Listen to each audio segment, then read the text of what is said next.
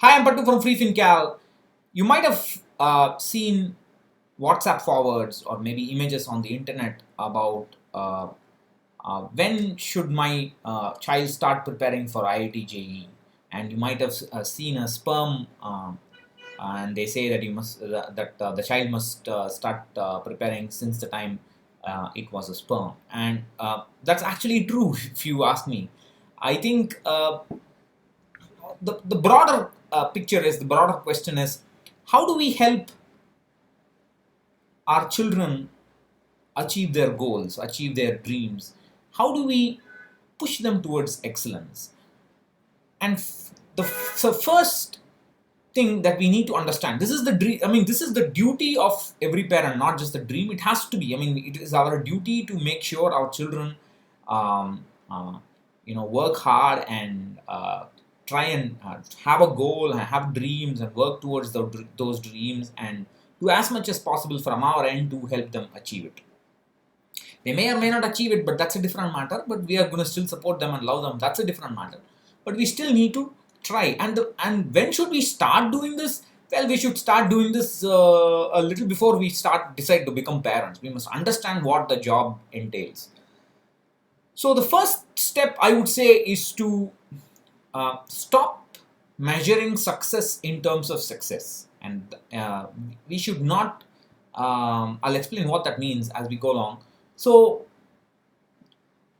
I see too many students, too many parents think about what their children are going to do very late in life. I mean, they start doing that only when their children are 7th, 8th, 10th, and they start, where should they start preparing for this entrance exam or that entrance exam and so on. I'm not talking about money management here. I'm talking about deciding what to do after college. It's a very tough decision. Most people don't know, and even those who know, the basis with which they know is is extremely is murky information. They think they know and they think it's a good choice. They're just taking a choice. Taking a chance in life. That's the case most of the time.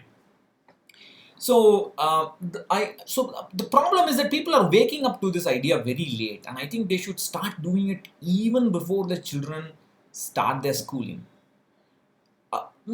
As parents, what can we do? I think in our case, many things are hindsight bias. Okay, we learn about many life lessons only after making those mistakes. So, can we help our children avoid those mistakes? That's a question that we have to ask as a parent. At least try. And one in my own case, I would say, from my own life, I can say the most important lesson for a child to learn is, in general, any child to learn is, if I want to achieve something in life, I need to work for it. I need to put effort, and I need to put sustained, continuous effort for it. Whatever it is, it can be something as trivial as buying, let's say, a new mobile phone, or it can be something, some music system or some gaming system that they want. So something as trivial as it. Everything needs some discipline. I think that if we could bring that realization into them, even if that will be the best gift that we give them. What they do with it is up to them. We can't control everything in life, but they must understand that they need to put effort, and they need to plan and then put that effort. It must be a focused effort. The Let's talk about competitive exams now. My suggestion is, whatever your child may want to do, it can be painting, fine arts, some element of fine arts, music, dance, drama, if some, maybe even so become a social media, marketer, whatever, online marketer, whatever it is, whatever the job, engineer, doctor, the tradition, other than the traditional vocations, they must recognize that they need to have an attitude to compete, and we as parents must inculcate that attitude in them. And the only way to inculcate that attitude in them is to expose them. Expose them towards, for want of a better word, competition. They must participate in events that they are interested in, and the what should I say? The exposure should be as wide as possible, or as big a sample size as possible, for them to understand where they stand and what they want to do about it. For people who are, I mean, my kid is a nerd. Let's talk about. I'll give you my one example. My kid is a nerd. I was not a nerd. I was a very normal guy. My wife was also a very normal person. We didn't have anything extraordinary. But my kid is a nerd. He doesn't like sports at all. He doesn't know anything about cricket. He's 10 years old almost, and he doesn't know what a run is in cricket. Not many Indian children will be like that. But that's how he is. He doesn't like it. He doesn't like playing ball. So he likes to build stuff. He likes aptitude. He likes solving problems. He likes math. He sits and does math. I mean, if I ask him to do it, he'll sit and do it on his own. And I'll just sit next to him, but he will just do it. So, in his situation, what was necessary for us was to give him two things. One, I needed him to compete, and I needed him to get some training. So the Olympiads, the maths Olympiad, I think that starts from third standard. I think no, second. I think it's even there for second standard, or second or third standard, if I'm not wrong. So we started preparing for the maths Olympiad. That is, every night after dinner we used to solve for 20. We used to work out for 20 minutes. I used to do my own stuff in the computer. He will sit next to me and he will solve. If he has any problems, he will ask me. Then I will help him. Otherwise, he will solve, and I'll correct him. Of course, he will make mistakes. I'll tell him where, and so on and so on. It's a repetitive process. When he did the first level in Maths Olympiad, he got school first, and he was like, I don't remember the statewide rank. I don't remember it now. But he was the school first. He got some merit certificate for it. He felt good about it and all that. That's fine. Then in the second level of Olympiad, he was the 45th in the country. So that was the reason why I'm telling you this is people think, oh, he's a good student, he's a bright student. That's what the kind of impression you will get. No, the reason I'm telling you this is he thought that he could, he had a wrong idea about his own ability in a positive way. He thought he could compete very well, or he could get the big prize or whatever. That kind of an impression he had of himself. Of course, he's just a kid. But the point is, the second level put him in his place. I literally told him this. I told him, don't think too much of your own abilities. There are 45 kids or 44 kids who are as smart as you or smarter than you in terms of how much they could crack that exam. And so that could normalize his own stance. It could be the other way too. There could be 400 kids more. Then the question is, we should sit down and talk to the child. Look, there are 400 kids more than you, who have performed better than you. What are you going to do about it? Are you going to work hard and get better next time?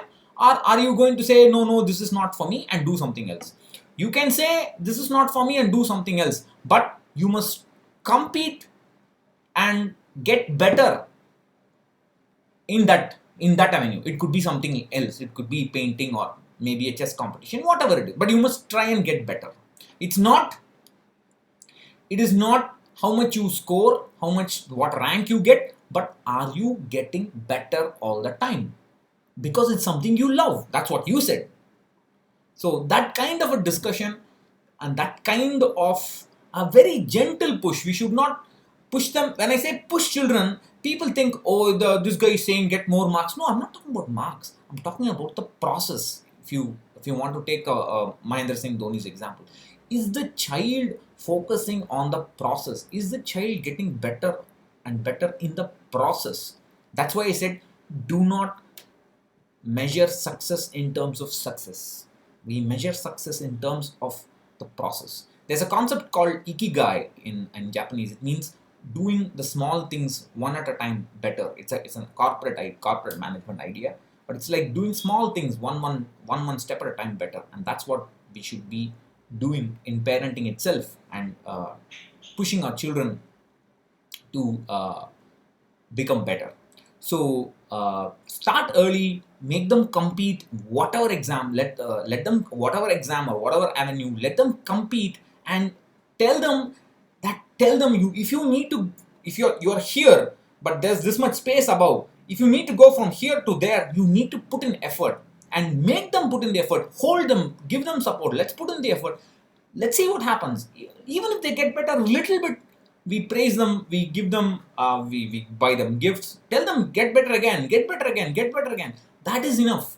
This process should start immediately. They should be doing this from before they even join school. In some avenue, they don't need to go and do special relativity in school. I'm not talking about that. I'm not talking about advanced ideas. I'm talking about the push towards excellence, and they must understand that they must work for it, and they will appreciate the effort only when they improve their rank or improve their standing. If they improve the stand, we can tell them, look, you worked hard, therefore you got it.